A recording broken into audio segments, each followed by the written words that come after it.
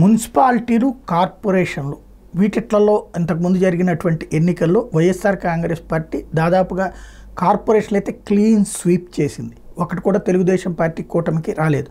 కార్పొరేషన్స్లో మున్సిపాలిటీల్లో వచ్చేటప్పటికి దాదాపుగా 95% వైఎస్ఆర్ కాంగ్రెస్ పార్టీ గెలుచుకుంది. ఒక 5% అది కూడా మొదటి విడతలో ఒక 2, రెండో విడతలో ఒక 3 తెలుగుదేశం పార్టీ గెలుచుకుంది. అప్పటి కూటమిగా లేరు, గెలుచుకుంది. అయితే జనసేన తెలుగుదేశం కలిసి పోటీ చేసిన గ్రౌండ్ లెవెల్లో చాలా చోట్ల అప్పుడు నడిచిపోయింది. అయితే ప్రభుత్వం మారింది కాబట్టి వాళ్ళందరినీ పార్టీ మార్పించేయాలి అన్నటువంటి ప్రయత్నం చేశారు. కొన్ని చోట్లన కార్పొరేటర్లు వచ్చేయడం, కౌన్సిలర్లు వచ్చేయడం ఇట్లా జరిగింది. కొన్ని చోట్ల స్వయంగా మేయర్లు, మున్సిపల్ చైర్పర్సన్లే వచ్చారు. అయితే టోటల్ లెక్క చూసుకుంటే వీళ్ళు గెలిచినటువంటి దాంట్లో ఒక 20% ఇప్పటికీ మార్చుకోగలిగారు.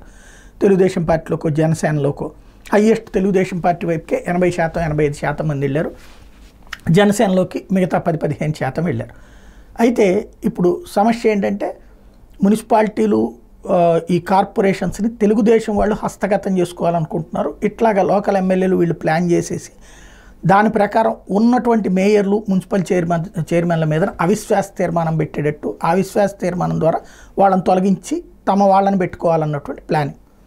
దానికోసం చట్ట సవరణకే ఏదైతే నిన్నటి క్యాబినెట్ ముందుకు వచ్చింది. అంటే ఇప్పటిదాకా ఏంటంటే మేయర్ల మీద కానీ మున్సిపల్ చైర్పర్సన్స్ కానీ అవిశ్వాస తీర్మానాలు ఒకప్పుడైతే 6 నెలలకే ఉండి 6 నెలలకే చేసేయచ్చు అవిశ్వాస తీర్మానం. అయితే ఒకసారి అవిశ్వాస తీర్మానం వీగిపోతే మళ్ళీ 6 నెలల దాకా పెట్టకూడదు. అట్లాంటి సిస్టమ్ గతంలో ఉండేది. ఆ తర్వాత ఏడాదిన్నర, 2.5 ఇప్పుడు 3.5 దాకా ఉంది. ఇప్పుడు అవిశ్వాస తీర్మానాలు పెట్టడానికి 2.5 సంవత్సరాలే. అంటే ఇవాళ పదవిలోకి వస్తే 2.5 ఏళ్లలోపు అవిశ్వాస తీర్మానం పెట్టచ్చు అన్నటువంటి ఒక చట్ట సవరణకి సంబంధించి ఆ మధ్యన మనం మాట్లాడుకున్నాం. ఇట్లాంటిది ఒకటి ప్లాన్ చేస్తున్నారు మొత్తం ఇది తీయడానికి. అయితే ఇప్పుడు అది జరిగితే గ్రౌండ్ లెవెల్లో పబ్లిక్లో తీవ్ర వ్యతిరేకత వస్తుంది. చంద్రబాబు గారు అసలు విషయం కనిపెట్టారు. గతంలో 23 మంది ఎమ్మెల్యేలని తెలుగుదేశం పార్టీ వైఎస్ఆర్ కాంగ్రెస్ పార్టీ నుంచి తీసుకుంటే ఎగబడిపోయి ఓట్లు ఉన్నది పోయింది. అట్లాగే కేసీఆర్ పెద్ద ఎత్తున దాదాపుగా 20-30 మంది ఎమ్మెల్యేలను తీసుకుంటే కేసీఆర్ ఓడాడే తప్పించి గెలవలేదు. అంతకుముందు తెలుగుదేశం పార్టీ అదే తెలంగాణకు సంబంధించినటువంటి దాంట్లో ఇలాంటి ప్రయత్నాలే చేసినప్పుడు దెబ్బతిన్నటువంటి. కాబట్టి ఈ బయటకి వెళ్ళి అంటే అవిశ్వాస తీర్మానాల ద్వారా మనం చేయాలనుకుంటుంది ఏంటి, ప్రభుత్వాన్ని కూల్చి మనకు తీసుకురావడం అన్నటువంటిది. ఇది లోకల్ అన్రెస్ట్ తప్పించి ఇంకోటి ఆ పార్టీలో ఉన్నటువంటి వాళ్ళు వచ్చి మన పార్టీలోకి చేరతారు. అంతేకాదు ఇప్పుడు ఏమవుతుంది, వైసీపీ వాళ్ళని అస్సలు దగ్గరికి రానియద్దన్నాం. కానీ ఇప్పుడు ఆ కౌన్సిలర్లో కార్పొరేటర్లు తీసుకొచ్చి తెలుగుదేశంలోకి, జనసేనలోకి చేర్చుకుంటారు.